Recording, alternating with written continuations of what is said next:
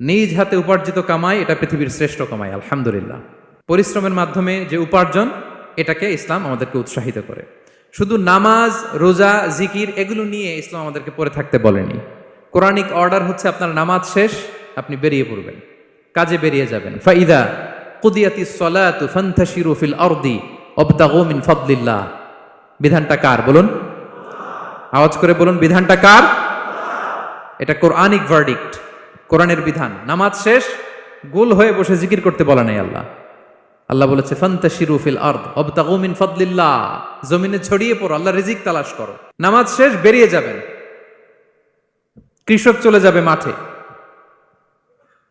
শ্রমজীবী চলে যাবে ফ্যাক্টরিতে, শিক্ষকরা চলে যাবে তাদের শিক্ষা প্রতিষ্ঠানে, কর্পোরেট ওয়ার্ল্ডের লোকেরা চলে যাবে তাদের প্রতিষ্ঠানে। ডেভেলপমেন্ট করতে হবে, সিভিলাইজেশন করতে হবে। নামাজের পরে গোল হয়ে বসে থাকা চলবে